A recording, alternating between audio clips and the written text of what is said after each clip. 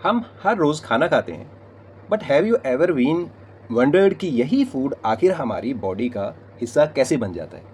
एक complex food molecule कैसे टूटकर इतना छोटा हो जाता है कि हमारी बॉडी उसे एब्जॉर्ब और यूटिलाइज कर सके? यही पूरी जर्नी है डाइजेशन की। हेलो स्टूडेंट्स, मैं हूं डॉक्टर राजीव कुमार और आप देख रहे हैं काशिप एजुकेशन। एनिमल फिजियोलॉजी की इस लेक्चर सीरीज में आज हम स्टार्ट करेंगे chapter 1, that is physiology of digestion and absorption. इस पहले लेक्चर में हम समझेंगे मीनिंग ऑफ डाइजेशन, इंट्रासेलुलर और एक्स्ट्रा सेलुलर डाइजेशन, मैकेनिकल और केमिकल डाइजेशन और ह्यूमन एलिमेंट्री कैनाल का बेसिक ओवरव्यू। तो चलिए स्टार्ट करते हैं। अब सबसे पहले हम थोड़ा इंट्रोडक्टरी पार्ट पे फोकस करेंगे। तो अब डाइजेशन क्या है? डाइजेशन एक फंडामेंटल फिजियोलॉजिकल प्रोसेस है और ये प्रोसेस एनिमल्स में न्यूट्रिएंट गेन करने के लिए होती है। न्यूट्रिएंट से हमें क्या मिलता है? हमें एनर्जी मिलती है, ग्रोथ के लिए हमारे काम आते हैं न्यूट्रिएंट्स, हमारी बॉडी की रिपेयर का काम होता है, मेंटेनेंस का काम करता है और रिप्रोडक्शन में हेल्प मिलती है। अब जो फूड है जिसको एनिमल जो है वो जनरली कंज्यूम जो करते हैं वो कम्प्लेक्स ऑर्गेनिक मॉलिक्यूल होते हैं, मतलब वो कार्बोहाइड्रेट होते हैं, उस फूड में प्रोटीन्स होते हैं, लिपिड्स होते हैं और ज़्यादातर जो मॉलिक्यूल्स हैं वो इतने बड़े होते हैं कि उनके जो मतलब chemically unsuitable to cross the epithelial lining, मतलब हमारी बॉडी उसको एज इट इज़ यूज़ नहीं कर सकती। तो वो डाइजेस्टिव ट्रैक्ट से होते हुए डाइजेशन के प्रोसेस से अंडरगो होती है और फिर तब जाके उसकी अब्जॉर्प्शन होती है। अब they must be therefore be converted into smaller और सॉल्युबल मॉलिक्यूल्स और फिर वो एब्जॉर्ब होते हैं, सो बॉडी सेल्स उनको यूटिलाइज कर सकें। अब ह्यूमंस के केस में अगर बात करें हम, तो ये जो डाइजेशन है ये कुछ सीक्वेंस ऑफ कुछ प्रोसेसेस हैं, जैसे कि मैकेनिकल प्रोसेसिंग है, केमिकल ब्रेकडाउन है, सिक्रीशन है, movement and absorption of the food particle है, that is in the alimentary canal. तो ये कुछ प्रोसेसेस जो हैं वो होती हैं और ये बहुत कोऑर्डिनेटेड होती हैं, एक के साथ दूसरे का बहुत ज़्यादा जो है वो कनेक्शन होता है। अब हम मीनिंग ऑफ डाइजेशन की बात कर लें तो डाइजेशन क्या है? It may be defined as the physiological and biochemical process, मतलब ये फिजियोलॉजिकल प्रोसेस भी है और बायोलॉजिकल प्रोसेस भी है। अब जिसमें कॉम्प्लेक्स इनसॉल्युबल और नॉन एब्जॉर्बेबल कंपोनेंट्स जो होते हैं फूड के, वो ब्रेक डाउन होते हैं सिंपलर कंपोनेंट्स में, सॉल्युबल में और एब्जॉर्बेबल में।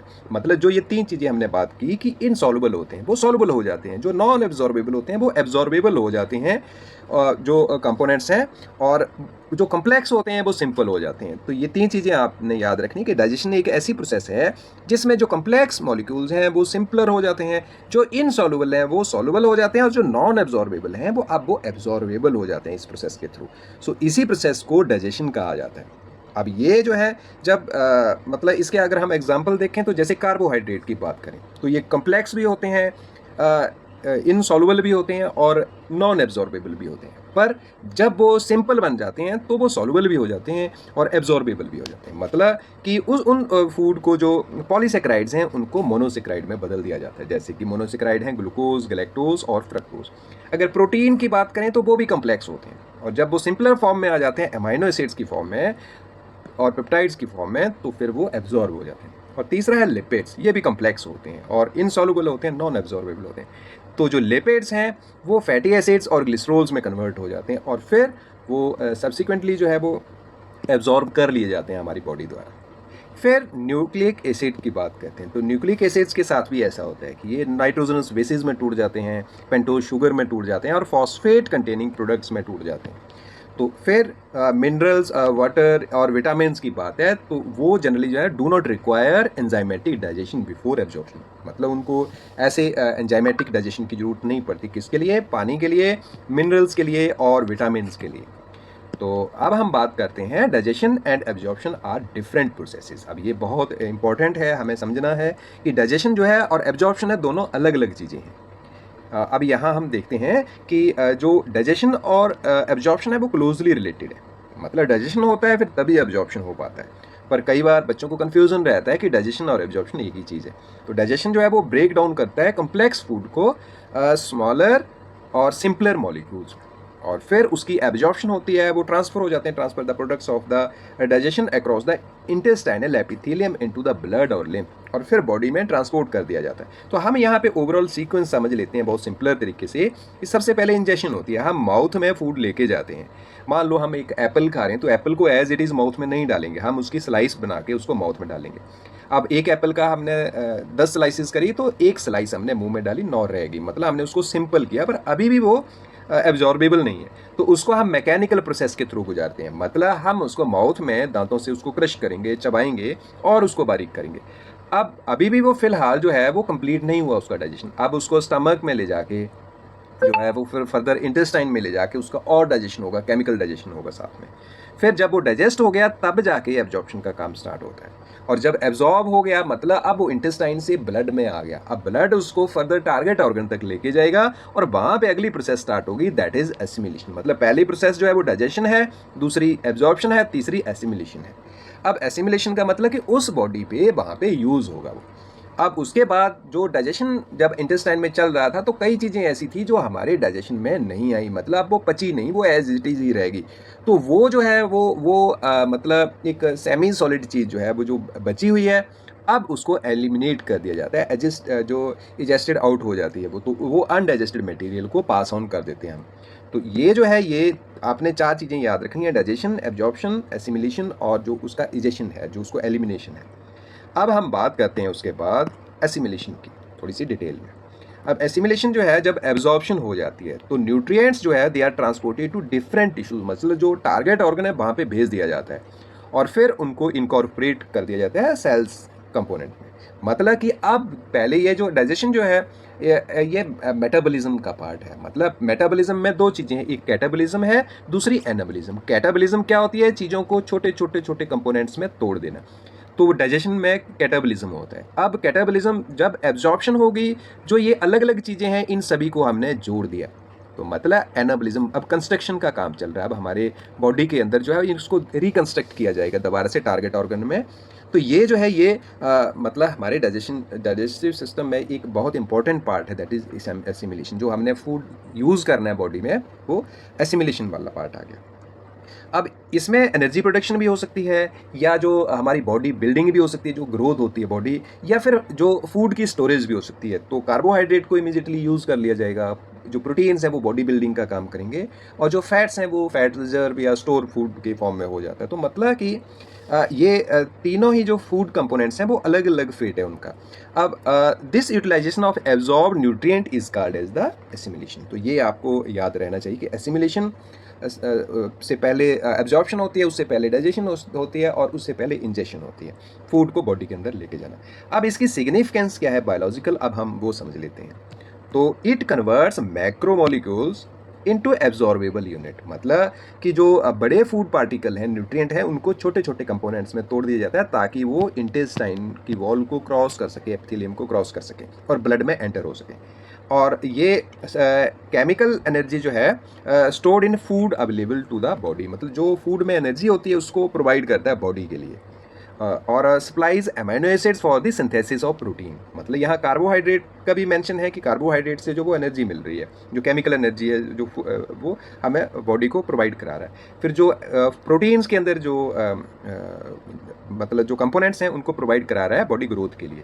और जो फैट्स हैं, फैटी एसिड्स हैं, लिपिड्स हैं, उन कंपोनेंट्स को जो है वो एनर्जी स्टोरेज की फॉर्म में कर देता है, मतलब जो लिपिड्स को स्टोर कर देता है बॉडी में फैट रिजर्व की तरह। और provide monosaccharides particularly glucose for cellular respiration, तो सेलुलर रेस्पिरेशन के लिए जो है वो फूड प्रोवाइड करा रहा है। और make vitamins, minerals and other nutrients available for physiological processes. तो ये जो है ये सिग्निफिकेंस है इसकी एसिमिलेशन की।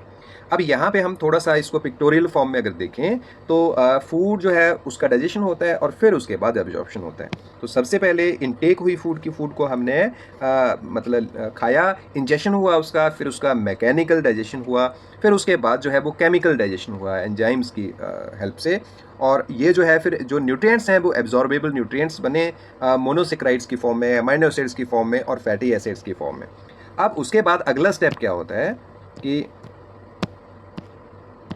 जो एब्जॉर्प्शन की प्रोसेस है अब यहाँ पे देखिए, अगर डायग्राम में अगर हम देखें तो इंटेस्टाइन के अंदर जो है ये विलाई होते हैं, फिंगर लाइक स्ट्रक्चर होते हैं, जिनके जो एनरिच्ड होते हैं ब्लड सप्लाई से। तो अब उस ब्लड सप्लाई के थ्रू जो है वो एब्जॉर्ब कर लिया जाता है ब्लड वेसल्स के थ्रू फूड को। पर यहाँ पे अगर हम देखें तो हमें एक अलग टर्म दिख रही है, दैट इज़ लैक्टील्स। तो लैक्टील्स भी प्रेजेंट होते हैं जो फैट्स को, फैटी एसिड्स को एब्जॉर्ब करने का काम करते हैं स्पेशली। बाकी के जो विलाई के जो ब्लड वेसल्स हैं, जो साथ में ब्लड सप्लाई है, that absorb the amino acids and monosaccharides. और यहाँ पे हमें थोड़ा सा एनलार्ज वर्जन दिख रहा है माइक्रोविलाई का, जो इसका थोड़ा सा और विलाई के ऊपर जो है वो उसका सरफेस एरिया की। अब अगर हम यहाँ पे कार्बोहाइड्रेट और प्रोटीन की बात वन बाई वन करें, तो जो कार्बोहाइड्रेट है उसको जो है वो कम्प्लेक्स कार्बोहाइड्रेट को तोड़ा जाता है सिंपलर में, दैट इज़ मोनोसेक्राइड्स में। और मोनोसेक्राइड्स कौन कौन से हैं? ग्लूकोज है, फ्रक्टोज है और गलैक्टोज है। और उसको जो है वो फर्दर इंटेस्टाइन एब्जॉर्ब कर लेती है और ब्लड कैपिलरीज के थ्रू। और जो प्रोटीन्स हैं, प्रोटीन्स को तोड़ा जाता है सिंपलर कंपोनेंट्स में, अमाइनो एसिड्स और डाइपेप्टाइड्स में, पेप्टाइड्स में फर्दर, और फिर उसको एब्जॉर्ब कर लिया जाता है ब्लड कैपिलरीज के थ्रू। और अगर हम लिपिड्स की बात करें तो हमने पहले भी यहाँ पे बात की कि लैक्टील्स के थ्रू जो ट्राइग्लिसराइड्स हैं उसको तोड़ा जाता है फैटी एसिड्स और ग्लिसरोल्स में, और उनको मिसिल फॉर्मेशन होती है, और फिर उसको काइलोमाइक्रोन की फॉर्म में जो है वो हमारी बॉडी एब्जॉर्ब करती है इंटेस्टाइन के अंदर। जो किस में जाता है? वो लैक्टील्स में जाता है। यहाँ मैंने बात करी, ये वाला स्ट्रक्चर लैक्टील है। अब हम फर्दर जो अगर बात करें मोनोसेक्राइड और जो अमाइनो एसिड्स हैं और जो काइलोमाइक्रोन्स हैं उनके साथ क्या होता है, तो जो मोनोसेक्राइड्स हैं वो ब्लड कैपिलरीज में एंटर करते हैं और ट्रांसपोर्ट इनटू ब्लड और लिम्फ, और अमाइनो एसिड्स भी ऐसे ब्लड कैपिलरीज को एंटर कर रहे हैं। और जो फैटी एसिड्स और ग्लिसरोल्स हैं वो काइलोमाइक्रोन की फॉर्म में लैक्टील्स में जाते हैं और फिर लिम्फ में एंटर करते हैं, फिर उनकी ट्रांसपोर्टेशन होती है। अब ultimately distribution to the body tissue, मतलब जो न्यूट्रिएंट्स हैं वो उनको कैरी किया जाता है ब्लड के अंदर और लिम्फ के थ्रू, और ऑल सेल्स एंड ऑर्गन, जहाँ जहाँ पे बॉडी के अंदर उनकी ज़रूरत होती है उनको वहाँ पे पहुँचाया जाता है। फिर प्रोसेस आती है एसिमिलेशन। एसिमिलेशन का मतलब कि जो न्यूट्रिएंट्स हैं उनको यूटिलाइज कर लिया जाएगा, चाहे वो एनर्जी के पर्पज़ से हो, चाहे वो ग्रोथ के पर्पज़ से हो, चाहे वो रिपेयर और स्टोरेज के पर्पज़ से हो। तो इस प्रोसेस को अल्टीमेटली कहा जाता है एसिमिलेशन। बहुत इंपॉर्टेंट है ये। अब ये डायग्राम मेरे ख्याल से आप सभी को समझ आ गई होगी। एक क्वेश्चन है आपसे कि जो फैटी एसिड्स और ग्लिसरॉल जो है वो इंटेस्टाइन से कौन सी फॉर्म में जो है वो लैक्टील्स में एंटर करते हैं। तो सी से उसका नाम स्टार्ट होता है, वो टर्म जो है वो सी से स्टार्ट होती है, आपने उसका जवाब देना है। अब अगला हम स्टार्ट करें टॉपिक इससे, तो it is intra cellular versus extra cellular digestion. तो ये बहुत इंपॉर्टेंट है, ये डिफरेंस भी इन दोनों में आपको याद रहना चाहिए। इंट्रा सेलुलर डाइजेशन, अब ये लोकेशन पे डिपेंड करता है कि कहाँ फूड डाइजेस्ट हो रहा है, और digestion can broadly be classified into intra cellular और एक्स्ट्रा सेलुलर डाइजेशन। मतलब कि डाइजेशन कहाँ हो रहा है, इसके बेसिस पे जो है हमने डाइजेशन को क्लासीफाई किया हुआ है, इंट्रा सेलुलर डाइजेशन और extra cellular digestion. Intra cellular digestion का मतलब है कि break down of the food particle inside the cell. मतलब एक सेल है उसके अंदर ही फूड का डाइजेशन हो रहा है, चाहे वो एनिमल सेल है, चाहे वो प्लांट सेल है, चाहे वो बैक्टीरियल सेल है, फंगल सेल है, कोई भी सेल है, तो सेल के अंदर जो है वो डाइजेशन की प्रोसेस हो रही है। इसको इंट्रा सेलुलर डाइजेशन कहा जाता है। और it is common in the unicellular organism. मतलब ऐसे ऑर्गेनिज्म जो यूनिसेलुलर, जिनकी बॉडी एक सेल से ही मिलकर बनी हुई है, उनको यूनिसेलुलर ऑर्गेनिज्म कहा जाता है। तो अब यहाँ पे अगर मैकेनिज्म की बात करें तो पहले फूड पार्टिकल जो है वो एनगल्फ होता है। मतलब जैसे एमीबा है वो पहले फूड पार्टिकल को एनगल्फ करेगा, हम आगे डायग्राम में भी समझेंगे इसको। तो कौन सी प्रोसेस के थ्रू करेगा? It is through the phagocytosis. और अगर वो सॉलिड फॉर्म में तो वो फेगोसाइटोसिस कहते हैं उसको। अगर वो फ्लूइड की फॉर्म में है तो उस प्रोसेस को पिनोसाइटोसिस कहते हैं। मतलब अगर फूड लिक्विड फॉर्म में है दैट इज पिनोसाइटोसिस। अब जो फूड है उसको एनगल्फ कर लिया जाता है और उसको जो बॉडी के अंदर ले लिया और उसको एक वेसिकल एनक्लोज कर रही है। मतलब उसके जो उस वैक्यूल के अंदर आ गया जो फूड, अब उसको जो है वो एनगल्फ कर लिया। तो आगे क्या होता है ये सीक्वेंस हम देख लेते हैं। फूड पार्टिकल को ले लिया, एनगल्फ कर लिया, और अब वो फूड वैक्यूल में चला गया, मेम्ब्रेन बॉन्ड हो गया वो उसके अंदर, और फिर उसका फ्यूज़न हो गया। अब उसमें एंजाइमेटिक जो उसमें एक्सपोजर हुआ और अब उसका डाइजेशन स्टार्ट हो जाता है। फिर उसकी एब्जॉर्प्शन होती है और फिर उसको साइटोप्लाज्म के अंदर एब्जॉर्ब कर लिया जाता है, और जो जहाँ पे उसकी एसिमिलेशन होती है जो सेल जो है वो अपने एक्टिविटीज़ में यूज़ कर लेता है, और जो उसका वेस्ट बचा उसको पास आउट कर दिया। तो वो कौन सी प्रोसेस है? That is exocytosis. Undigested material को बाहर फेंक दिया। एलिमिनेशन होगी बॉडी से। अब इसमें कौन इन्वॉल्व होता है, तो लाइसोसोम्स होते हैं जो कि हाइड्रोलिटिक एंजाइम्स होते हैं जिनके अंदर that are capable of breaking down different type of the biological molecules, मतलब जो ऑर्गेनिक मॉलिक्यूल है उनको तोड़ने की कैपेबिलिटी रखते हैं। अब useful product of the digestion pass through this into the cytoplasm, और फिर वहाँ पे भी यूटिलाइज कर लिए जाते हैं सेल के द्वारा, मतलब वहाँ पे उसका जो है वो एसिमिलेशन हो जाता है। अब अगर हम एग्जांपल्स की बात करें तो इसमें जो अमीबा एक बहुत अच्छा एग्जांपल है इंट्रासेलुलर डाइजेशन का, पैरामीशियम है, और दूसरे कुछ और प्रोटोजोन्स भी हैं, और कुछ जो हैं वो मेटाजोन्स भी इसके एग्जांपल्स हैं। अगर हम स्पॉन्जेस की बात करें जैसे पोरीफेरा है, तो उसमें डाइजेशन जो है वो प्रीडोमिनेंटली जो वो इंट्रासेलुलर डाइजेशन है, तो उनमें कोएनोसाइट्स जो है वो कैप्चर करते हैं सस्पेंडेड फूड पार्टिकल्स को, क्योंकि ये फिल्टर फीडर है, पानी जो है वो इनमें मतलब फ्लो करता है और उसमें से फिल्टर करते हैं फूड को, और जब आर्कियोसाइट्स हैं वो पार्टिसिपेट करते हैं डाइजेशन में और डिस्ट्रीब्यूशन ऑफ द न्यूट्रिएंट्स में। अब इंट्रासेलुलर डाइजेशन की इंपॉर्टेंस क्या है उसकी बात भी हम कर लेते हैं। तो इंट्रासेलुलर डाइजेशन जो है वो suitable for the organism in which individual cells can directly capture food, तो मतलब एक ही सेल है या कुछ सेल्स हैं वो सीधे फूड को पकड़ सकते हैं, तो फूड को पकड़ेंगे और अपने आप उसको एनगल्फ करेंगे और फिर उसके बाद डाइजेशन होगा और एसिमिलेशन होगा। तो ऐसी प्रोसेस जो है वो इंट्रासेलुलर डाइजेशन उन ऑर्गेनिज्म में ज़्यादा अच्छे से होता है। So it limits the size and quantity of the food that can be processed at a time, मतलब अब साइज भी मैटर करता है कि फूड छोटे छोटे पार्टिकल होने चाहिए माइक्रोस्कोपिक टाइप के, ताकि वो ईजिली सेल में एंटर कर सकें और प्रोसेस हो सकें। तो यहाँ पे थोड़ा हम पिक्टोरियल फॉर्म में देख लें इंट्रासेलुलर डाइजेशन को, जो कि अमीबा के अंदर हो रहा है। तो इसमें कैसे चलती है ये प्रोसेस कि ये सूडोपोडिया के थ्रू जब ये आगे प्रोसीड करता है, आगे बढ़ता है, तो सूडोपोडिया के थ्रू जो है वो फूड पार्टिकल को ये इनटेक कर लेता है, मतलब अंदर आ जाता है। अब ये फूड पार्टिकल अंदर हो गया, मेम्ब्रेन के अंदर आ गया, फूड वैक्यूल के अंदर आ गया। तो अब यहाँ पे लाइसोजाइम जो है वो इसकी एंजाइमेटिक डाइजेशन स्टार्ट कर देंगे। अब एंजाइम्स इसको डाइजेस्ट कर देते हैं फूड को, और जो फूड के न्यूट्रिएंट्स हैं वो एब्जॉर्ब हो जाएंगे साइटोप्लाज्म में और यूज़ हो जाएंगे। बॉडी की जो ग्रोथ है, रिपेयर एक्टिविटी है, एनर्जी की प्रोसेस है, रिप्रोडक्शन है, वहाँ जहाँ जहाँ रिक्वायर्ड है फूड वहाँ यूज़ हो जाएगा। बाकी जो वेस्ट बचा, जो अनडाइजेस्टेड वेस्ट बचा, उसको ये पास आउट कर देता है किस फॉर्म में, अनडाइजेस्टेड वेस्ट की फॉर्म में, और उस प्रोसेस को एक्सोसाइटोसिस कहा जाता है। तो ये डायग्राम में बहुत अच्छे से हमें क्लियर कट जो है वो दिख रहा है। अब हम बात करते हैं एक्स्ट्रा सेलुलर डाइजेशन की। इससे पहले हम बात करें एक्स्ट्रा सेलुलर, आपने जवाब देना है कि कौन से ऑर्गेनिज्म हैं जिनमें इंट्रासेलुलर डाइजेशन होता है। अब एक्स्ट्रा सेलुलर डाइजेशन की बात कर लेते हैं। तो एक्स्ट्रा सेलुलर डाइजेशन ऐसा डाइजेशन जिसमें जो फूड है उसकी ब्रेकडाउन जो होती है वो आउटसाइड इंडिविजुअल सेल्स। अब ये हमारी इंटेस्टाइन ऐसी लंबी है, तो ये बड़े सारे सेल से मिलकर बनी हुई है। तो बड़े सारे सेल से मिलकर बनी हुई है, तो एक एक सेल जो है वो अपने अंदर डाइजेशन नहीं कर रहा है, डाइजेशन सिर्फ इस जो इंटेस्टाइन है इसके अंदर हो रही है। तो मतलब जो भी स्क्रिशंस, एंजाइमेटिक स्क्रिशंस आएंगी वो सारी की सारी इस जो पाइप है इसमें डाल देंगे और फिर उसका डाइजेशन का प्रोसेस चलता है। तो ऐसी जो प्रोसेस है उसको एक्स्ट्रा सेलुलर डाइजेशन कहते हैं। और ये कहाँ होती है, जो स्पेशलाइज्ड डाइजेस्टिव कैविटी है, जैसे कि हमारी एलिमेंट्री कैनाल है, डाइजेस्टिव सिस्टम है, उसके अंदर होता है। तो जो हायर ऑर्गेनिज्म है उनमें जो है वो एक्स्ट्रा सेलुलर डाइजेशन होता है। अब जो डाइजेस्टिव एंजाइम्स है अगर उनकी बात करें तो they are secreted into the digestive spaces where they act on complex food molecules, और फिर उससे जो है वो छोटे छोटे मॉलिक्यूल्स, सिंपलर मॉलिक्यूल्स बन जाते हैं और उनको एब्जॉर्ब कर लिया जाता है एपिथेलियल लाइनिंग के द्वारा। अब थोड़ा सा अगर हम मैकेनिज्म समझ लें इसमें, तो यहाँ पे थोड़ा फ्लो डायग्राम में दिखाया गया है ये कि सबसे पहले जो कम्प्लेक्स फूड है, मान लो ये एक एप्पल है, तो एप्पल को हम पहले छोटी छोटी स्लाइसिस में तोड़ेंगे और उन स्लाइसिस को हम एक एक करके अपने माउथ में डालेंगे, और माउथ में डालने के बाद हम उसको स्वेलो नहीं कर लेते, हम उसको फर्दर दांतों से उसको मास्टिकेट करते हैं, च्यूई करते हैं।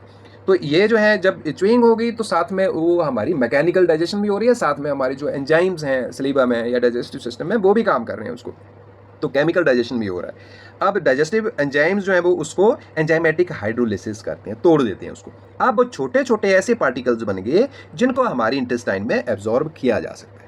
तो एब्जॉर्प्शन जो है वो पूरी डाइजेस्टिव एपिथेलियम के थ्रू होती है। तो एक्स्ट्रा सेलुलर डाइजेशन जो है वो एनिमल्स को क्या करती है, it allows an animal to digest food particles that may be much larger than the individual cell, छोटे छोटे सेल से भी बहुत बड़ा हो सकता है। तो ये जो है ये एक्स्ट्रा सेलुलर डाइजेशन जो है वो कम्प्लेक्स फूड पार्टिकल्स को तोड़ने में हेल्प करती है। अब अगर हम एनिमल्स की बात करें एक्स्ट्रा सेलुलर डाइजेशन के लिए, तो अब हम नाइडेरियंस का एग्जांपल ले लेते हैं, जैसे कि हाइड्रा है। अब हाइड्रा में एक्स्ट्रा सेलुलर डाइजेशन होता है, कहाँ स्टार्ट होता है, गैस्ट्रोवेस्कुलर कैविटी में होता है, बट डाइजेशन में सब्सिक्वेंटली भी कंप्लीटेड इंट्रासेलुलरली। तो अब डाइजेशन जो है वो स्टार्ट तो गैस्ट्रोवेस्कुलर कैविटी में हो रहा है, एक्स्ट्रा सेलुलर हो रहा है, लेकिन वो इंट्रासेलुलर प्रोसेस के थ्रू कंप्लीट हो रहा है। और कुछ एनिमल्स में possessing a well developed alimentary canal including human digestive is predominantly extra cellular, मतलब हमारे अंदर सिर्फ एक्स्ट्रा सेलुलर डाइजेशन ही होता है। और लेकिन जो हाइड्रा है उसमें एक्स्ट्रा सेलुलर तो स्टार्ट हो रहा है गैस्ट्रोवेस्कुलर कैविटी में, लेकिन कंप्लीट वो इंट्रा सेलुलर ही हो रहा है फर्दर आगे दूसरे सेल्स में।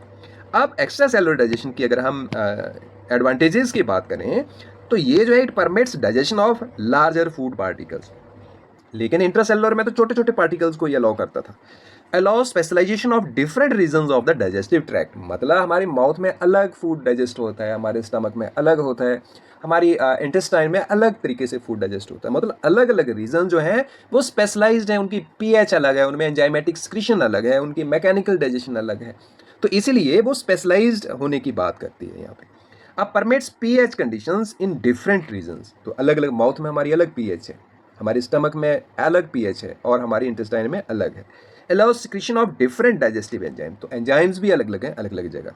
कई बार पहले स्टार्टिंग में जो कम्प्लेक्स फूड पार्टिकल को तोड़ना होता है, फिर फर्दर उसको थोड़े से सिंपलर होते हैं और फिर बिल्कुल सिंपलर में तोड़ना होता है। और ये सरफेस एरिया जो है वो लार्जर की बात है यहाँ पे, मतलब जो न्यूट्रिएंट जो एब्जॉर्ब होंगे फर्दर, तो एक्स्ट्रा सेलुलर डाइजेशन में जो सरफेस एरिया है एब्जॉर्प्शन का वो ज़्यादा बड़ा हो जाएगा। तो यहाँ पे हम थोड़ा सा कंपैरेटिव पढ़ लेते हैं दोनों का।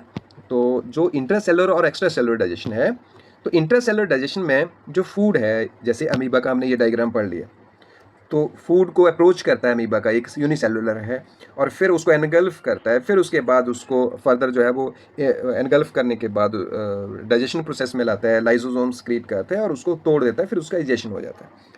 लेकिन एक्स्ट्रा सेलुलर डाइजेशन में क्या होता है, जो फूड है उसको इनटेक किया जाता है, फिर उसका डाइजेशन होता है, वो एलिमेंट्री कैनाल में कंप्लीट होता है, फिर उसको मतलब एंजाइम्स जो है वो मैकेनिकल से केमिकल प्रोसेस के थ्रू जो है वो एंजाइम्स उसको तोड़ते हैं। मैकेनिकल हमारे माउथ में हो गया, या फिर हम जो लिपिड्स का एमल्सिफिकेशन हो गया, और फिर जो स्मॉलर मॉलिक्यूल हो गए तो हमारी इंटेस्टाइन उसको एब्जॉर्ब करने का काम करती है।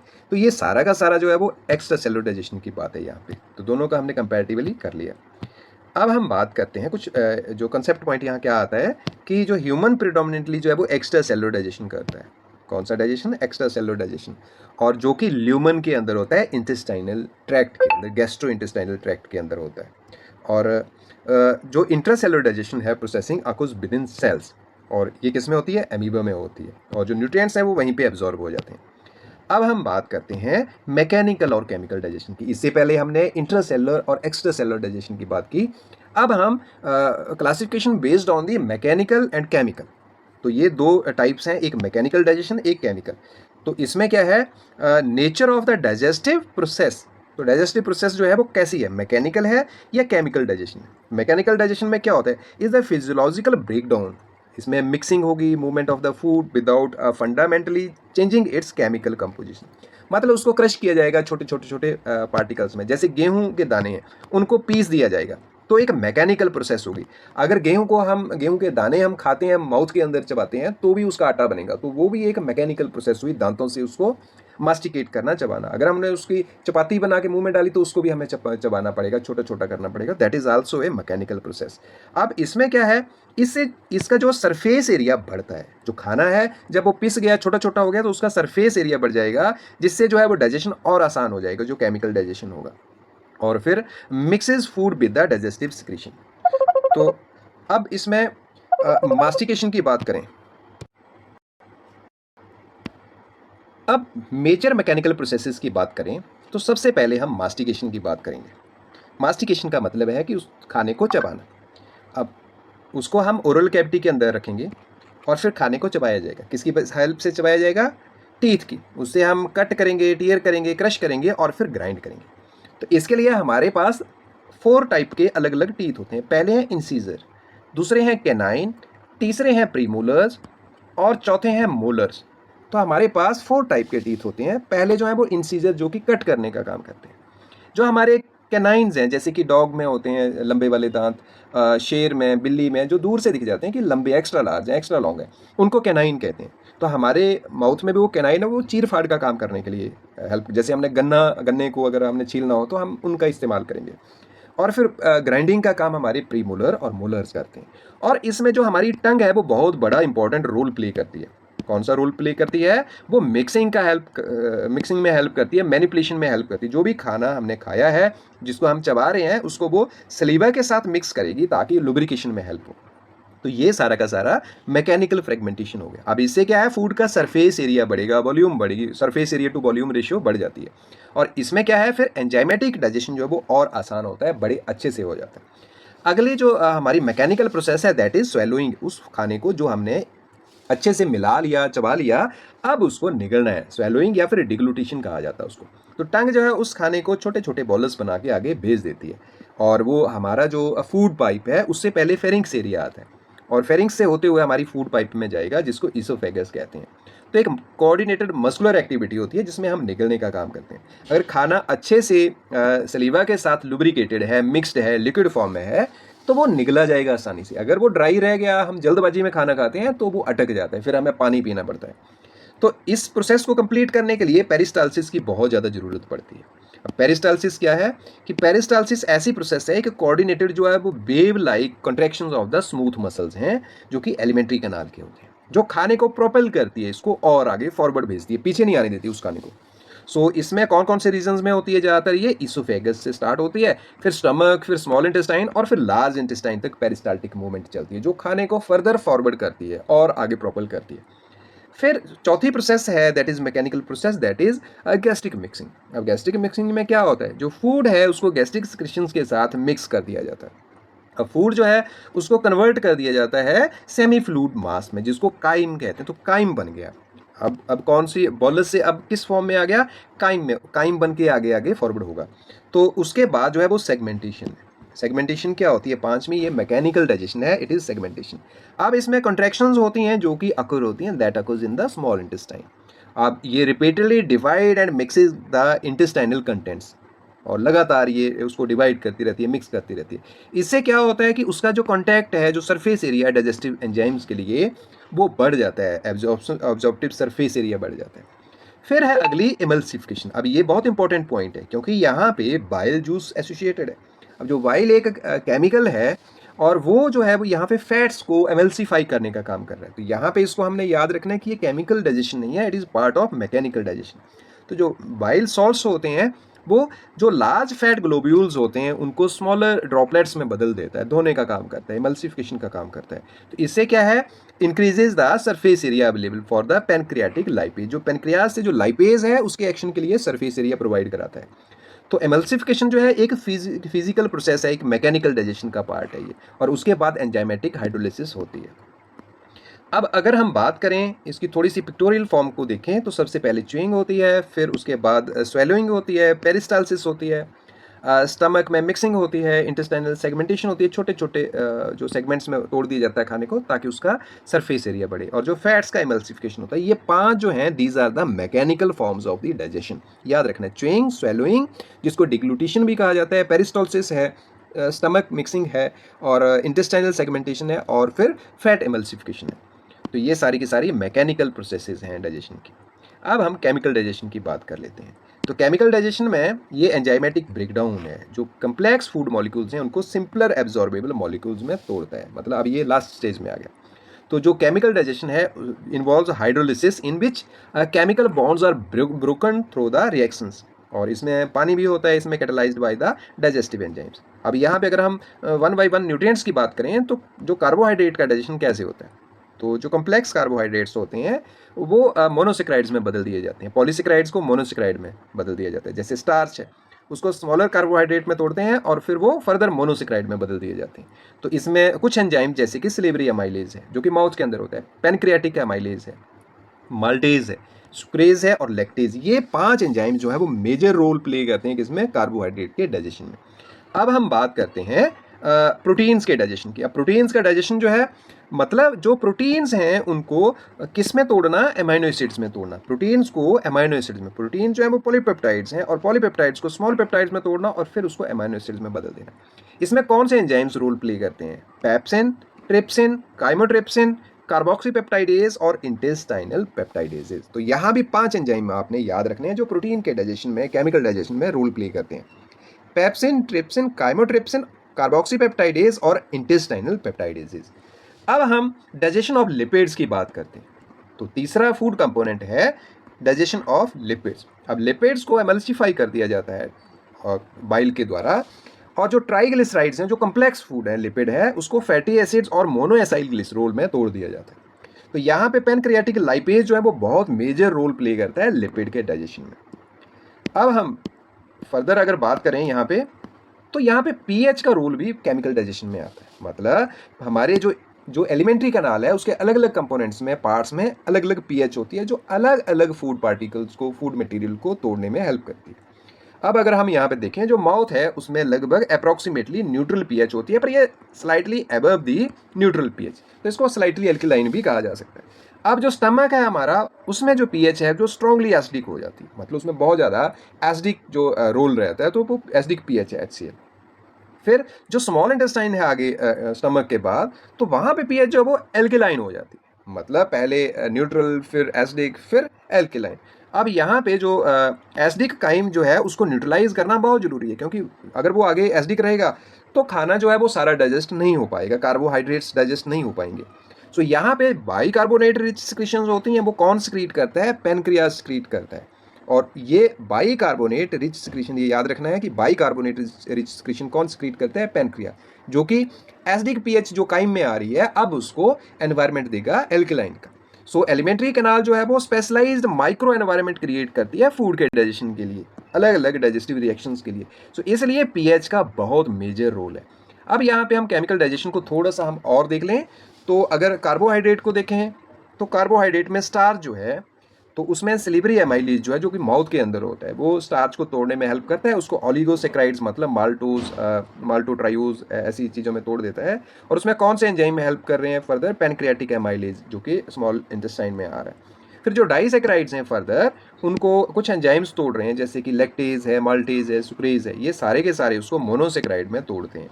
और यहाँ पे हम देख रहे हैं कि ये एंजाइम जो हैं वो डाइसेक्राइड्स को तोड़ के उनको मोनोसेक्राइड्स में बदलेंगे, और जो कि ग्लूकोज, फ्रक्टोज और गैलेक्टोज है। तो ये इसकी एब्जॉर्प्शन जो है वो स्मॉल इंटेस्टाइन में हो जाती है, मोनोसेक्राइड्स को इंटेस्टाइन एब्जॉर्ब कर लेती है, ब्लड में भेज देती है। तो अगर हम प्रोटीन्स की बात करें, अगर प्रोटीन्स के डाइजेशन की बात करें, केमिकल डाइजेशन की, तो जो एक एंजाइम है जिसको पेप्सिन कहते हैं, जो कि स्टमक से मिलता है इसको, तो फिर पॉलीपेप्टाइड्स को trypsin, chymotrypsin, elastase, pancreatic enzyme जो है वो स्मॉल इंटेस्टाइन में डाल दिए जाते हैं, और फिर उनको पेप्टाइड्स में तोड़ा जाता है कार्बोक्सी पेप्टाइडेज एंजाइम के द्वारा, जो कि क्या बोलते पैनक्रियाज जो है वो उसको देता है। और फिर अमाइनो एसिड्स जो है वो उसमें तोड़ दिया जाता है, और वो पेप्टाइडेजेज एंजाइम जो है, जो कि उसको फर्दर अमाइनो एसिड्स को जो है वो इंटेस्टाइन में एब्जॉर्ब कर लिया जाता है विलाई के द्वारा, और ब्लड में डाल दिया जाता है, ब्लड कैपिलरीज में, फिर उसको टारगेट ऑर्गन तक भेजा जाता है।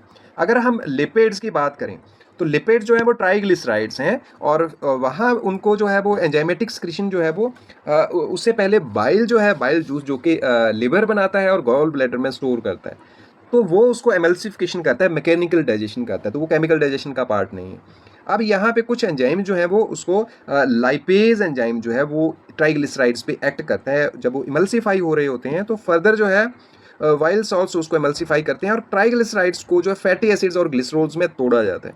अब यहाँ पे पैनक्रियाटिक लाइपेज एंजाइम एक्ट करता है, जो इसको फैटी एसिड्स और ग्लिसरॉल्स में तोड़ता है। ये बहुत इंपॉर्टेंट है, पैनक्रियाटिक लाइपेज। और एक चीज़ मैंने पहले बताई थी कि जो एब्जॉर्प्शन है यहाँ पे, इसकी अलग किस्म से होती है लिपिड्स की, फैट्स की, दैट इज़ थ्रू द लैक्टील्स। आप यहाँ ग्रीन कलर का एक स्ट्रक्चर देख रहे हो, इट इज़ लैक्टील।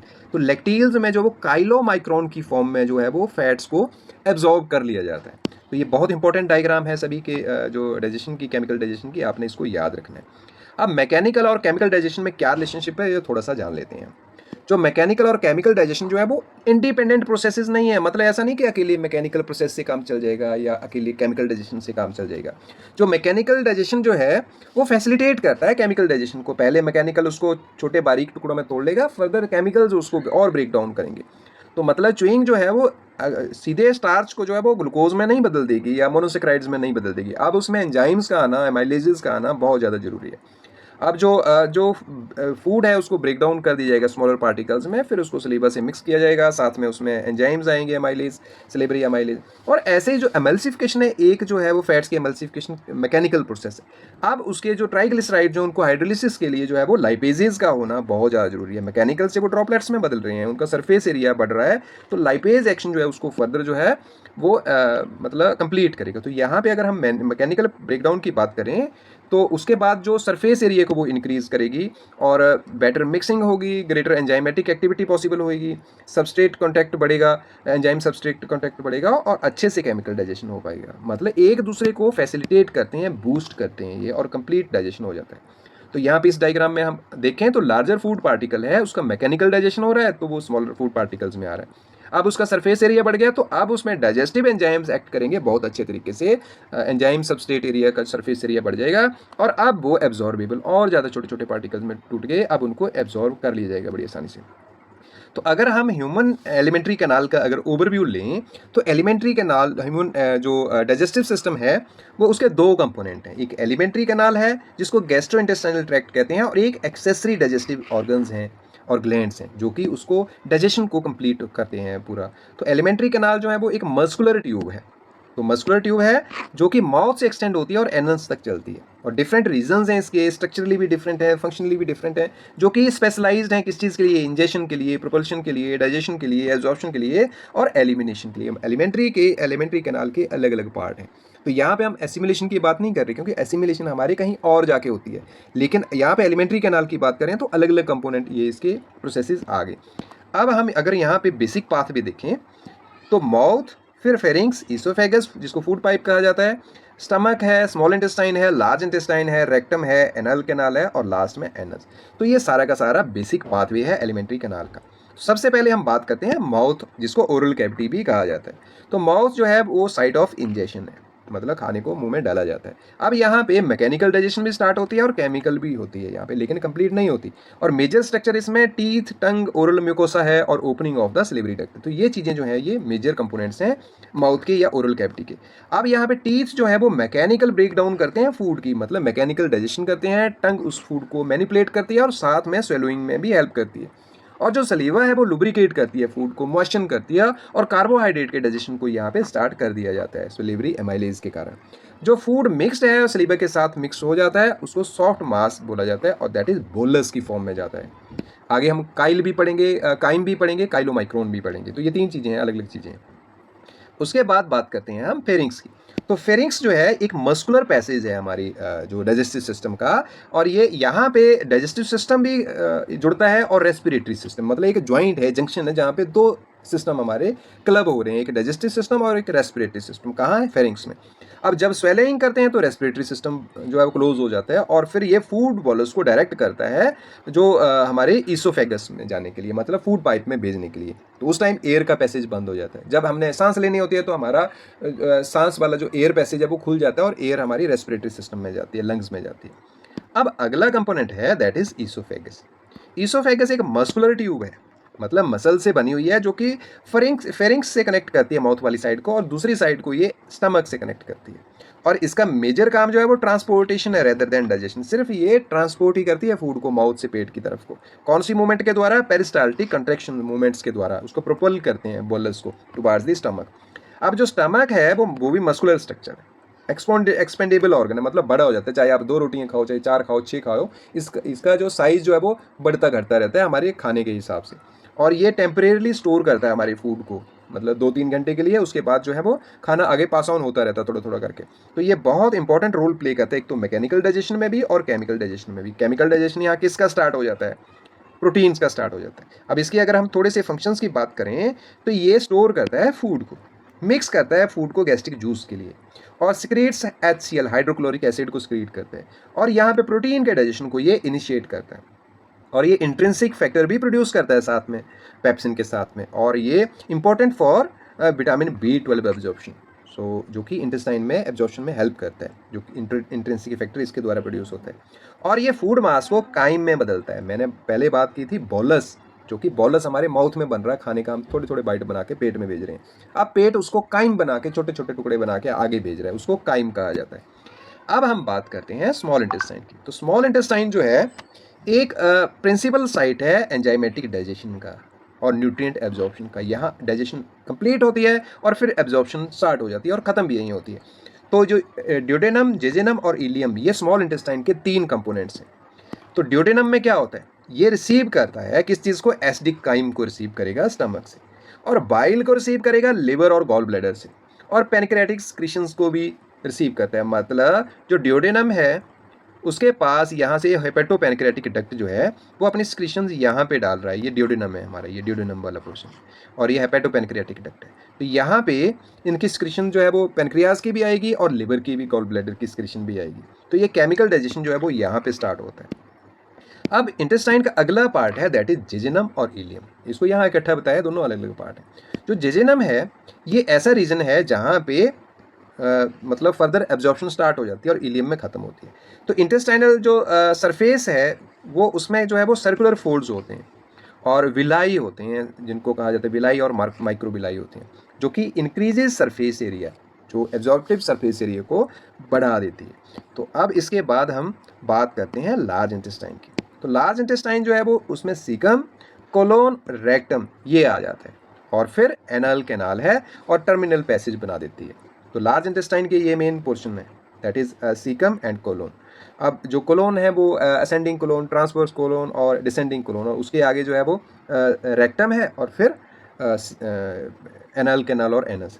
अब इसके इंपॉर्टेंट फंक्शन क्या है कि ये वाटर और इलेक्ट्रोलाइट्स की एब्जॉर्प्शन में हेल्प करती है। मतलब अब जो खाना एब्जॉर्ब हो चुका है, आगे अनडाइजेस्टेड वेस्ट जा रहा है, वो लिक्विड फॉर्म में, तो उसका जो लिक्विड का वाटर कंटेंट है उसको एब्जॉर्ब कर लिया जाता है लार्ज इंटेस्टाइन में। जो लार्ज इंटेस्टाइन है वहाँ पे पानी वाला H2O वाला जो पोर्शन है उसको एब्जॉर्ब कर लिया जाएगा, और इसकी जो इंटेस्टाइनल माइक्रोबायोटा होता है इसमें लार्ज इंटेस्टाइन में है, उसके साथ इंटरेक्शन होती है। अब यहाँ पे जो फूड है उसका फीसिस बनता है, उसका जो मतलब टॉयलेट पास ऑन करते हैं, तो उसकी बनने की प्रोसेस यहाँ पे स्टार्ट हो जाती है। और elimination of the undigested material, जो भी मटेरियल अनडाइजेस्टेड रह गया, डाइजेशन में नहीं आया, वो सारा का सारा आगे फर्दर रेक्टम में पास ऑन हो जाता है, फिर एनल कैनाल और एनएस के थ्रू पास आउट हो जाता है। अब हम एक्सेसरी डाइजेस्टिव ऑर्गन्स की बात कर लेते हैं। अब ये कौन से हैं कि जो food does not pass through these organ, मतलब एलिमेंट्री कैनाल से तो फूड पास ऑन हो रहा है लेकिन इन ऑर्गन से नहीं हो रहा है। कौन कौन से ऑर्गन्स हैं ये, जैसे कि सलेवरी ग्लैंड्स हैं। अब ये मतलब इनकी सिक्रीशंस हैं या जो मैकेनिकल एक्शंस हैं वो तो हेल्प कर रहे हैं, लेकिन ये इनके अंदर खाना अपने आप नहीं आ रहा है। अब अगर हम सलेवरी ग्लैंड्स की बात करें तो ये 3 टाइप के हैं, पैरोटिड ग्लैंड, सब मैंडिबुलर ग्लैंड एंड सब लिंगुअल ग्लैंड। तो सलेवरी ग्लैंड जो है वो 3 टाइप के हैं, पैरोटिड, सब मैंडिबुलर ग्लैंड और सब लिंगुअल ग्लैंड। ये सलीवा प्रोड्यूस करते हैं जो कि फूड को लुब्रिकेट करती है और डाइजेशन में पार्टिसिपेट करती है। किसके डाइजेशन में, स्टार्च के, कार्बोहाइड्रेट के डाइजेशन में। फिर अगला ऑर्गन है दैट इज लिवर। लिवर जो है वो बाइल प्रोड्यूस करता है, और बाइल सॉल्ट्स जो है वो लिपिड के डाइजेशन में हेल्प करते हैं और एब्जॉर्प्शन में हेल्प करते हैं। मतलब जो लिपिड जो है उनका मैकेनिकल डाइजेशन जो है वो बाइल के कारण होता है। फिर बात करते हैं गॉल ब्लैडर। अब गॉल ब्लैडर वैसे तो लिवर की सिक्रीशन है, लेकिन उसको स्टोर कौन करता है, गॉल ब्लैडर करता है। ये कंसंट्रेट करता है बाइल को और फिर इसको रिलीज कर देता है ड्यूडेनम में जब इसकी जरूरत पड़ती है। किसके डाइजेशन के लिए, फैट्स के डाइजेशन के लिए। कौन सा डाइजेशन होता है, मैकेनिकल डाइजेशन। अब अगला ऑर्गन है दैट इज पैनक्रियाज। ये एक एक्सोक्राइन कंपोनेंट है पैनक्रियाज का। पैनक्रियाज जो है वो 2 तरीकों से जो है अपनी हार्मोनल सिक्रीशन देता है, एक है एक्सोक्राइन और एक है एंडोक्राइन। डाइजेस्टिव सिस्टम में एक्सोक्राइन वाला पोर्शन काम करता है, तो ये अपनी सिक्रीशन डक्ट के थ्रू जो है वो स्मॉल इंटेस्टाइन में डालता है डाइजेस्टिव एंजाइम्स। और फिर बाइकार्बोनेट रिच फ्लूइड जो है वो पीएच चेंज कर देता है, और it's enzyme participate in digestion of carbohydrate का डाइजेशन भी करते हैं, प्रोटीन का, लिपिड्स का, न्यूक्लिक एसिड का, सभी का डाइजेशन जो है वो पैनक्रियाटिक सिक्रीशन, जिसको पैनक्रियाटिक जूस कहते हैं, वो करते हैं। और ये पीएच भी बदल देता है इंटेस्टाइन का। तो बाइकार्बोनेट जो है वो हेल्प्स न्यूट्रलाइज एसिडिक जो काइम है जो कि स्टमक से उसके पास आ रहा है, तो उसमें हेल्प करता है। अब हम फर्दर जो है अगर हम ह्यूमन डाइजेस्टिव सिस्टम को यहाँ पे देखें तो उसके मेजर फंक्शन क्या है, एक बार हम डायग्रामेटिक फॉर्म में देख लें। तो ओरल कैविटी में इंजेक्शन होता है, मास्टिकेशन होता है और मिक्सिंग होती है फूड की। और सलीवरी ग्लैंड जो है वो सलीवा प्रोड्यूस करते हैं, और वो सलीवा जो है वो केमिकल डाइजेशन करते हैं फूड का, कार्बोहाइड्रेट्स का। फिर जो फेरिंक्स है, फेरिंक्स यहाँ जैसे ये वाला पोर्शन फेरिंक्स है, तो फेरिंक्स जो एयर और फूड दोनों पैसेज के लिए कॉमन है, वो फर्दर उस फूड को पास ऑन करता है ईसोफेगस के पास, जिसको फूड पाइप कहा जाता है। और फूड पाइप पेरिस्टाल्टिक मूवमेंट के कारण फूड को आगे फर्दर पास ऑन करती है। फिर स्टमक जो है वो टेम्परेरली स्टोर करता है फूड को, मिक्स करता है चर्निंग प्रोसेस जो कि मैकेनिकल डाइजेशन है। फिर प्रोटीन का डाइजेशन यहाँ स्टार्ट होता है और ये गैस्ट्रिक जूस जो है वो सिक्रीट करता है। अब इसके बाद फर्दर ड्यूडेनम में जाता है फूड, और ड्यूडेनम में जो है वो स्क्रीशंस आ रही हैं। किसकी स्क्रीशन आ रही है? एक तो लिवर की स्क्रीशन आ रही है और गॉल ब्लैडर और पैनक्रियाज की आ रही है। तो जो इसकी जो बाइल सॉल्ट्स हैं वो कंसनट्रेट होंगे गॉल ब्लैडर के अंदर, और फिर वो एमल्सीफाई करेंगे फैट्स को। और जो पैनक्रेटिक्स जो जूस है, जो स्क्रीशन है, वो कार्बोहाइड्रेट, प्रोटीन, लिपिड और न्यूक्लिक एसिड उन सभी का डाइजेशन जो है वो कंप्लीट करती है अपनी स्क्रीशन से स्मॉल इंटेस्टाइन में।